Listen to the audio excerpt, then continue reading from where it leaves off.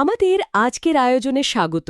সম্প্রতি একজন শ্রোতা আমাদের কাছে কিছু ইংরেজি শব্দ পাঠিয়েছিলেন। শব্দগুলো এমন যা আমরা প্রায়ই দেখি, বিশেষ করে যারা জিআরইর মতো পরীক্ষার জন্য প্রস্তুতি নিচ্ছেন তাদের কাছে তো খুবই পরিচিত। ঠিক। কিন্তু সমস্যাটা হলো এগুলোর অর্থ জানা সত্ত্বেও কোনটা কখন ব্যবহার করতে হবে তা নিয়ে একটা ধোঁয়াশা থেকেই যায়। ঠিক তাই। আর আজকের আলোচনার মিশনটাই হলো এই ধোঁয়াশা কাটানো। আমরা শুধু শব্দগুলোর আবিধানিক অর্থ বলবো না, বরং সেগুলোর গভীরে যাব। আচ্ছা। দুটো গুচ্ছের শব্দ নিয়ে কথা হবে। প্রথমটা শিল্প, সৌন্দর্য বা প্রকাশভঙ্গি নিয়ে, আর দ্বিতীয়টা কিছু বিমূর্ত ধারণা বা অ্যাবস্ট্র্যাক্ট কনসেপ্ট নিয়ে। আমাদের লক্ষ্য হলো মুখস্থ না করে শব্দগুলোকে অনুভব করা। একদম। কারণ শব্দ তো শুধু পরীক্ষার জন্য নয়, তাই না? বিলকুল। ঠিকঠাক শব্দ ব্যবহার করতে পারলে আমাদের চিন্তাভাবনা আর কথাও অনেক বেশি ধারালো হয়ে ওঠে। তাহলে চলুন এই শব্দগুলোর ব্যবচ্ছেদ শুরু করা যাক। চলুন। আচ্ছা, প্রথম গুচ্ছটা হল আর্ট, বিউটি অ্যান্ড স্টাইল। এই ক্যাটেগরির শব্দগুলো প্রায়ই লেখা বা কথা বলার ধরন বোঝাতে ব্যবহৃত হয়। আমার প্রথমেই যে শব্দটা মাথায় আসে সেটা হলো বম্বাস্টিক। বিশেষ করে রাজনৈতিক বক্তৃতা শুনলে এই শব্দটা প্রায়ই মনে হয় আড়ম্বরপূর্ণ বা ফুলানো ফাপানো কথাবার্তা, তাই তো? একদমই। বম্বাস্টিক শব্দটা শুনলেই আমার মাথায় একটা বোমার ছবি ভাসে। বম মানে শব্দের প্রচণ্ড বিস্ফোরণ ঘটছে, অনেক আওয়াজ, কিন্তু আদতে ভেতরে কিছুই নেই, সব ফাঁপা। আচ্ছা। একজন নেতা হয়তো মঞ্চে দাঁড়িয়ে অনেক বড় বড় কথা বলছেন, অনেক কঠিন শব্দ ব্যবহার করছেন, কিন্তু মূল বক্তব্যটা খুঁজলে দেখা যাবে সারসস্তু কিছুই নেই। এটাই হলো বম্বাস্টিক স্পিচ। বাহ, দারুণ একটা ছবি ভেসে উঠল, শব্দের বোমা। কিন্তু প্রায় একই রকম শোনায় আরেকটা শব্দ আছে, গ্র্যান্ডিলকুয়েন্ট। আছে। এটার মানেও তো জাঁকজমকপূর্ণ বা বড় বড় কথার ব্যবহার। তাহলে এই দুটোর মধ্যে তফাৎটা কোথায়? আমি তো প্রায় দুটোকে গুলিয়ে ফেলি। এটাই কিন্তু সবচেয়ে মজার জায়গা। আর এখানে জিআরইর মতো পরীক্ষাগুলো আপনাকে ফাঁদে ফেলার চেষ্টা করে। ঠিক। দেখুন, বম্বাস্টিক শব্দটার মধ্যে একটা নেতিবাচক ব্যাপার আছে। এটা হলো প্রিটেনশিয়াস এক্সাজারেশন বা ফাঁপা বাগাড়ম্বর। এটা শুনলেই মনে হয় কেউ শব্দের মাধ্যমে ভরং করছে। আচ্ছা। কিন্তু গ্র্যান্ডিলোকুয়েন্ট কিছুটা আলাদা। এখানেও জাঁকজমক আছে, তবে এর পেছনে একটা শৈল্পিক চেষ্টা বা কারুকার্য থাকে। এটাকেই বলা যায় অর্নেট বা শৈ ল্যাঙ্গুয়েজ। তার মানে গ্র্যান্ডিলোকুয়েন্টের মধ্যে একটা স্টাইলের ব্যাপার আছে, যেটা বোম্বাস্টিকে নেই। একদম। বম্বাস্টিক হল স্রেফ ফাঁকা আওয়াজ, আর গ্র্যান্ডিলোকুয়েন্ট হল সাজানো গোছানো অলংকৃত কথা। এক্স্যাক্টলি। গ্র্যান্ডিলোকুয়েন্ট সবসময় নেতিবাচক নাও হতে পারে। একজন কবি হয়তো তার লেখায় গ্র্যান্ডিলোকুয়েন্ট ভাষা ব্যবহার করতে পারেন একটা বিশেষ আবহ তৈরির জন্য। ও। কিন্তু একজন রাজনীতিবিদ যখন মূল সমস্যা এড়িয়ে যাওয়ার জন্য বম্বাস্টিক ভাষা ব্যবহার করেন, সেটা বিরক্তিকর। গ্র্যান্ডিলোকুয়েন্ট মনে রাখতে পারেন এইভাবে, গ্র্যান্ড মানে ভব্য আর এলোকুয়েন্ট মানে ভাষণ। বাহ, দুটো মিলিয়ে একটা জমকালো কিন্তু শৈল্পিক বাচনভঙ্গি। ও, এখন পরিষ্কার হলো বিষয়টা। তার মানে দুটোই জাঁকজমকপূর্ণ, কিন্তু একটার উদ্দেশ্য ভরং করা, আরেকটার মধ্যে শিল্পের ছোঁয়া থাকতে পারে। আর এই দুটো শব্দের সম্পূর্ণ বিপরীতে যে শব্দটা আছে সেটা আমার খুব পছন্দের, এলোকুয়েন্ট। ঠিক। এলোকুয়েন্ট হলো ভাষার আসল সৌন্দর্য। এর মানে বাগ্মিতা। যখন কেউ খুব সহজ, সরল কিন্তু শক্তিশালী ভাষায় নিজের বক্তব্য তুলে ধরতে পারেন, যা মানুষের মনে দাগ কাটে, সেটাই হলো এলোকুয়েন্স। মানে যার কথায় জোর আছে। হ্যাঁ, একজন বক্তা এলোকুয়েন্ট হন যখন তার কথা আমাদের অনুপ্রেরণা দেয়, ভাবতে শেখায়। এখানে শব্দের আড়ম্বর নেই, আছে ভাষার গভীরতা আর প্রকাশের স্বচ্ছতা। যেমন আমরা বলি, এলোকুয়েন্ট ওয়ার্ডস ইন্সপায়ার্ড দি অডিয়েন্স। তার মানে বম্বাস্টিক আর গ্র্যান্ডিলোকুয়েন্ট হল শব্দের বাহ্যিক চাকচিক্য, আর এলোকুয়েন্ট হল ভাষার অন্তর্নিহিত শক্তি। দারুণ। একদম। আচ্ছা, এই যে প্রকাশ ভঙ্গির কথা হচ্ছে, অনেক সময় তো বড় বড় কথা বা জটিল ভাষার কারণে কিছুই বোঝা যায় না। এর উল্টোটা, অর্থাৎ যখন কোনো কিছু খুব পরিষ্কারভাবে বোঝা যায়, তার জন্য একটা খুব সুন্দর শব্দ আছে, লুসিড। হ্যাঁ, লুসিড মানেই হলো সহজবোধ্য, স্পষ্ট। যখন একজন শিক্ষক খুব কঠিন একটা তত্ত্বকে জলের মতো সহজ করে বুঝিয়ে দেন, আমরা বলি তার ব্যাখ্যাটা ছিল লুসিড। আচ্ছা। লুসিড শব্দটা এসছে ল্যাটিন শব্দ লাক্স থেকে, যার মানে হলো আলো। ও, তাই নাকি? হ্যাঁ, আলো যেমন অন্ধকার দূর করে সবকিছু স্পষ্ট করে তোলে, একটা লুসিড এক্সপ্লেনেশনও তেমনি আমাদের মনে সব ধোঁয়াশা দূর করে দেয়। লুসিড শব্দটা শুনলে আমার মাথায় ক্লিয়ার বা সহজ এই ধারণাটাই আসে, কিন্তু আমি প্রায় দেখি মানুষ কোজেন্ট বা আর্টিকুলেট শব্দগুলো একইভাবে ব্যবহার করে। আমার কাছে তো মনে হয় তারা প্রায় একই জিনিস বোঝায়। আমি কি ভুল করছি? এটা খুবই সাধারণ একটা বিভ্রান্তি, কিন্তু এদের মধ্যে পার্থক্যটা বেশ গুরুত্বপূর্ণ। দেখুন, আর্টিকুলেট হওয়ার মানে হল নিজের সংজ্ঞাকে স্পষ্টভাবে উচ্চারণ করে প্রকাশ করার ক্ষমতা। একজন মানুষ খুব আর্টিকুলেট হতে পারেন, মানে তার উচ্চারণ খুব পরিষ্কার, গুছিয়ে কথা বলতে পারেন, কিন্তু তার বিষয়বস্তুটা হয়তো জটিল হওয়ার কারণে বক্তব্যটা লুসিড বা সহজবোধ্য নাও হতে পারে। আচ্ছা, তার মানে আর্টিকুলেট হলো কথা বলার দক্ষতার ব্যাপার, আর কজেন্ট? কজেন্ট শব্দটা যুক্তির সাথে সম্পর্কিত। কোজেন্ট আর্গুমেন্ট মানে হলো এমন একটা যুক্তি যা খুবই শক্তিশালী, যৌক্তিক এবং বিশ্বাসযোগ্য। ও, যুক্তির জোর। হ্যাঁ, এখানে মূল ফোকাসটা হলো যুক্তির জোর বা পারসুয়েসিভনেসের ওপর। অন্যদিকে লুসিডের মূল ফোকাস হলো বোঝা কতটা সহজ তার উপর। তার মানে একটা যুক্তি কজেন্ট আর লুসিড দুটোই হতে পারে। অবশ্যই। আবার এমনও হতে পারে যে যুক্তিটা খুব কোজেন্ট বা শক্তিশালী, কিন্তু সেটা বোঝার জন্য যথেষ্ট মনোযোগ বা জ্ঞানের প্রয়োজন। বাহ, তার মানে আর্টিকুলেট হলো প্রকাশের ক্ষমতা, কোজেন্ট হলো যুক্তির জোর, আর লুসিড হলো সহজবোধ্যতা। তিনটেই স্বচ্ছতার সাথে সম্পর্কিত, কিন্তু প্রত্যেকের ক্ষেত্র আলাদা। ঠিক। এটা তো গেল প্রকাশভঙ্গির কথা, কিন্তু কিছু ধারণা আছে যা পার্সেন্টসই খুব জটিল, মানে অ্যাবস্ট্র্যাক্ট। সেই সব ধারণা নিয়ে যখন কথা বলা হয় তখন তো ঠিক শব্দ ব্যবহার করা আরও কঠিন হয়ে যায়।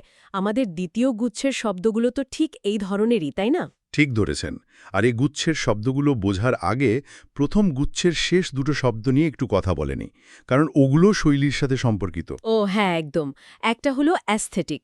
এটা তো বেশ পরিচিত, নান্দনিক বা সৌন্দর্য সম্পর্কিত, তাই তো? একদম যেমন কোনো বাড়ির ডিজাইন বা একটা পেইন্টিংয়ের অ্যাস্থেটিক আপিল। ঠিক। যা কিছু শিল্প বা সৌন্দর্যের মানদণ্ড নিয়ে আলোচনা করে সেটাই অ্যাস্থেটিক, কিন্তু এর পরের শব্দটা অনেককে বিভ্রান্ত করে। আর্টলেস। হ্যাঁ, শুনলে মনে হয় এর মধ্যে কোনো শিল্প নেই বা এটা একটা নেতিবাচক শব্দ। ঠিক। আমারও তাই মনে হতো। আর্টলেস মানে শিল্পহীন বা আনাড়ি টাইপের কিছু একটা, কিন্তু এর আসল অর্থ তো পুরোপুরি উল্টো, তাই না? পুরোপুরি উল্টো। আর্টলেস মানে হলো অকপট, সরল, স্বাভাবিক, যার মধ্যে কোনো ছলনা বা কৃত্রিমতা নেই। যেমন একটা শিশুর আর্টলেস হাসি। এখানে আর্ট বলতে বোঝানো হচ্ছে আর্টিফিস বা ছলচাতুরি। তাই আর্টলেস মানে হলো উইদাউট আর্টিফিস, অর্থাৎ কৃত্রিমতা ছাড়া। এটা ন্যাচারাল সিম্পলিসিটি বোঝায়। বাহ, এটা একটা দারুণ আহা মোমেন্ট। আর্টলেস মানে আনাড়ি নয়, বরং নির্মল। আচ্ছা, এবার আমরা দ্বিতীয় গুচ্ছে যেতে পারি, অ্যাবস্ট্র্যাক্ট কনসেপ্টস। চলুন। এই শব্দগুলো প্রায়ই বিভিন্ন মডেল বা কাঠামো বোঝাতে ব্যবহৃত হয়। প্রথম শব্দটাই খুব ভারী, কি প্যারাডাইম। আমরা প্রায়ই শুনি প্যারাডাইম শিফটের কথা। হ্যাঁ, প্যারাডাইম মানে হলো একটা আদর্শ বা মডেল, তবে এটা কোনো বস্তুগত মডেল নয়।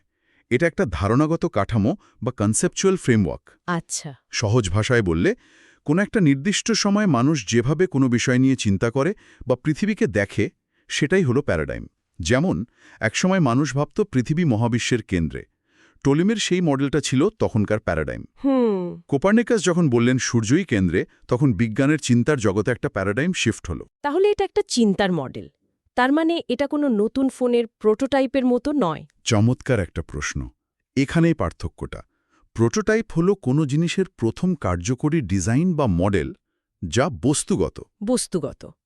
আর প্যারাডাইম হলো চিন্তার জগতের মডেল। এর সাথে আরেকটা শব্দ গুলিয়ে যায়, প্রিকার্সার। এর মানে হলো অগ্রদূত বা পূর্বসূরি, যা কোনো কিছুর আসার পূর্বাভাস দেয়। যেমন সাদা-কালো টেলিভিশন রঙিন টেলিভিশনের প্রিকার্সার ছিল, কিন্তু এটা প্যারাডাইম নয়। প্যারাডাইম হলো একটা সম্পূর্ণ চিন্তার কাঠামো। আচ্ছা, এবার পরিসর বা বিভাজন নিয়ে কথা বলা যাক। একটা খুব সাধারণ শব্দ হলো স্পেকট্রাম। যেমন দি পলিটিক্যাল স্পেকট্রাম। ঠিক। এখানে বামপন্থী থেকে ডানপন্থী পর্যন্ত সব মতাদর্শের একটা পরিসর বোঝানো হয়। ঠিক। স্পেকট্রাম হলো বিভিন্ন ক্যাটেগরির একটি পরিসর। যেমন আলুর বর্ণালীতে লাল থেকে বেগুনি পর্যন্ত আলাদা আলাদা রং আছে। কিন্তু এর সাথে সম্পর্কিত আরেকটা শব্দ হলো কন্টিনিউয়াম। এটা হলো একটা নিরবচ্ছিন্ন ক্রম বা সিমলেস প্রোগ্রেশন। এখানে স্পেকট্রামের মতো স্পষ্ট বিভাজন বা ক্যাটাগরি থাকে না। মানে যেমন ঠান্ডা থেকে গরমের অনুভূতি, একটা কন্টিনিউয়াম। আপনি ঠিক বলতে পারবেন না কোথায় ঠান্ডা শেষ হয়ে উষ্ণ শুরু হলো। এই পার্থক্যটা খুবই সূক্ষ্ম কিন্তু গুরুত্বপূর্ণ। স্পেকট্রামে ধাপ আছে, কন্টিনিউয়ামে নেই। আচ্ছা, বিভাজনের কথা যখন উঠলই তখন আরেকটা শব্দ আছে। ডাইটটমি। এর মানে তো দ্বৈত বিভাজন, তাই না? যেমন সাদা কালো, ভালো মন্দ। বিজ্ঞান বনাম ধর্ম। একদম। ডাই মানে দুই আর ছেকটমি মানে কাটা। কোনো কিছুকে যখন দুটো সম্পূর্ণ বিপরীত মেরুতে ভাগ করা হয় সেটাই ডাইকটমি।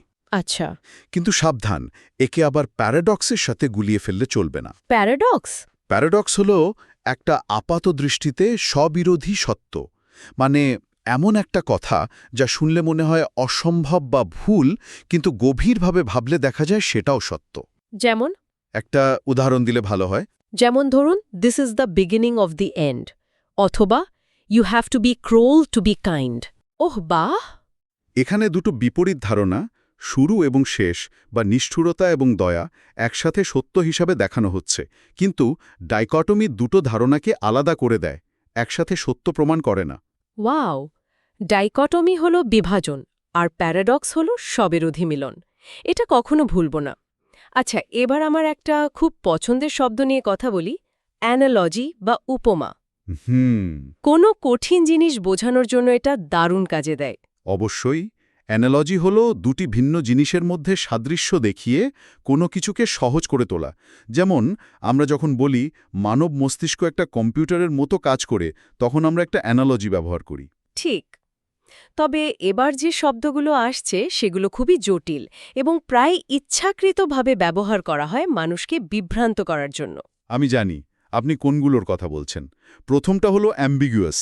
এই শব্দটা আমাকে পাগল করে দেয়, বিশেষ করে যখন কোনো অফিসিয়াল স্টেটমেন্ট বা বিবৃতিতে এটা ব্যবহার করা হয়। এর মানে তো অস্পষ্ট বা দ্ব্যর্থক, তাই না? হ্যাঁ, অ্যাম্বিগুয়াস হলো যার একাধিক অর্থ হতে পারে বা যা পরিষ্কার নয়। যেমন the ending of the film was ambiguous. এটা ইচ্ছাকৃতও হতে পারে, অনিচ্ছাকৃতও হতে পারে। হুম। কিন্তু এখানেই আসল খেলাটা শুরু হয়। যখন কেউ ইচ্ছাকৃতভাবে এমন ভাষা ব্যবহার করে যাতে একাধিক অর্থ হয় এবং সেই সত্য এড়িয়ে যেতে পারে, তখন সেই কাজটাকে বলা হয় ইকুইভোকেট করা। ও, তার মানে অ্যাম্বিগুয়াস হলো একটা অবস্থা, মানে অস্পষ্টতা, আর ইকুইভোকেট হলো একটা কাজ, ঠিক। ইচ্ছাকৃতভাবে অস্পষ্টতা তৈরি করা, যেমনটা রাজনীতিবিদরা করেন যখন তাদের কোনো সরাসরি প্রশ্নের উত্তর দিতে বলা হয়। একেবারে পয়েন্টে বলেছেন। তারা সরাসরি প্রশ্নের উত্তর না দিয়ে এমনভাবে ঘুরিয়ে কথা বলেন যা একাধিক দিকে যেতে পারে। এটাই হলো ইকুইভোকেশন। আচ্ছা। এটা একটা ডেলিবারেট অ্যাক্ট অফ মিসলিডিং। কিন্তু এই দলের আরও একজন সদস্য আছে যাকে বলা যায় ফাইনাল বস। ফাইনাল বস। হ্যাঁ, স্পিশিয়াস। স্পিশিয়াস, এটা তো অতটা শুনিনি। স্পেশিয়াস আর্গুমেন্ট হল এমন যুক্তি যা শুনতে বা দেখতে দারুণ প্রাপ্তপদপদ্য আর যৌক্তিক মনে হয়, কিন্তু আসলে তা মিথ্যা বা ত্রুটিপূর্ণ। এটা ডিসেপটিভলি প্লজিবল। ও, মানে শুনতে ভালো কিন্তু আসলে ভুল।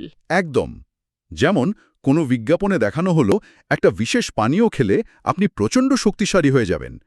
এর পেছনে যুক্তিটা হয়তো খুব আকর্ষণীয়ভাবে উপস্থাপন করা হলো, কিন্তু আসলে তা ভিত্তিহীন। এটাই হলো স্পেশিয়াস। তাহলে দাঁড়ালো অ্যাম্বিগুয়াস হলো অস্পষ্টতা, একুইভোকেশ হলো ইচ্ছাকৃতভাবে বিভ্রান্ত করা, আর স্পেশিয়াস হলো যা বাইরে থেকে দেখতে ভালো কিন্তু ভেতরে ফাঁপা বা মিথ্যা। ঠিক। এই তিনটে শব্দের পার্থক্য জানাটা তো যে কোনো ক্রিটিক্যাল থিঙ্কিংয়ের জন্য আবশ্যক। আচ্ছা, এই গুচ্ছের শেষ শব্দটা নিয়ে কথা বলি, ট্যানজেনশিয়াল। এটা খুব মজার। হ্যাঁ, ট্যানজেনশিয়াল মানে হলো অপ্রাসঙ্গিক বা সামান্য সম্পর্কিত। যখন মূল আলোচনা থেকে কেউ এমন একটা বিষয়ে চলে যায় যা মূল আলোচনার সাথে সরাসরি যুক্ত নয়, তখন তার মন্তব্যকে ট্যানজেনশিয়াল বলা হয়। যেমনটা মিটিংয়ে প্রায়ই হয়, একজন হয়তো একটা গুরুত্বপূর্ণ বিষয় নিয়ে কথা বলতে বলতে হঠাৎ তার পোষা বিড়ালের গল্প শুরু করে দিলেন। ঠিক তাই। এটা মনে রাখার সবচেয়ে ভালো উপায় হলো জ্যামিতি, বৃত্তের স্পর্শক বা ট্যানজেন্ট। হ্যাঁ, ট্যানজেন্ট। বৃত্তকে শুধু একটা বিন্দুতে স্পর্শ করে, কিন্তু ভেতরে ঢোকে না। ঠিক সেইভাবে একটা ট্যানজেনশিয়াল রিমার্ক মূল বিষয়কে হালকা ছুঁয়ে যায় কিন্তু তার গভীরে না গিয়ে আলোচনাকে অন্য পথে নিয়ে যায়। অসাধারণ উপমা। তাহলে তো আমাদের দুটো গুচ্ছের শব্দ নিয়েই আলোচনা হলো। আমার কাছে আজকের সবচেয়ে বড় শিক্ষা হলো শব্দের অর্থ জানার চেয়েও তার পেছনের উদ্দেশ্য আর ব্যবহারের নুয়ান্স বোঝাটা বেশি জরুরি। একদম। আর বম্বাস্টিক আর এলোকুয়েন্টের মধ্যেকার দূরত্বটা শুধু শব্দের নয়, এটা সততা আর ভরঙের দূরত্ব। একদম। আর এই জ্ঞানটা শুধু পরীক্ষায় নম্বর পাওয়ার জন্য নয়, কর্মক্ষেত্রে, ব্যক্তিগত সম্পর্কে, এমনকি মিডিয়ার খবর বিশ্লেষণ করার জন্যও এটা অপরিহার্য। যখন আমরা বুঝি কেউ ইভ্যাকুয়েট করছে বা কোনো যুক্তি স্পিশিয়াস, তখন আমরা সহজে বিভ্রান্ত হই না। আমাদের যোগাযোগ আরও নিখুঁত হয়ে ওঠে এবং শক্তিশালী। তাহলে আজকের আলোচনা আমরা এখানেই শেষ করতে পারি। তবে যাওয়ার আগে শ্রোতাদের জন্য একটা প্রশ্ন রেখে যেতে চাই। অবশ্যই। আমরা শিখলাম যে অ্যাম্বিগুয়াস মানে অস্পষ্ট এবং ইকুইভোকেট মানে হলো ইচ্ছাকৃতভাবে বিভ্রান্ত করা। কিন্তু বাস্তব জগতে, বিশেষ করে রাজনীতি বা কর্পোরেট কমিউনিকেশনে, অস্পষ্টতাকে কি অনেক সময় একটা কৌশল হিসেবে ব্যবহার করা হয় না? যেখানে একজন ব্যক্তি সরাসরি মিথ্যা বলছেন না, কিন্তু সত্যটাকেও কৌশলে এড়িয়ে যাচ্ছেন। এমন পরিস্থিতিতে অ্যাম্বিগুইটি এবং ইকুইভোকেশনের মধ্যেকার সূক্ষ্ম রেখাটা ঠিক কোথায় টানা উচিত বলে আপনার মনে হয়? প্রশ্নটা ভাবার জন্য রইল।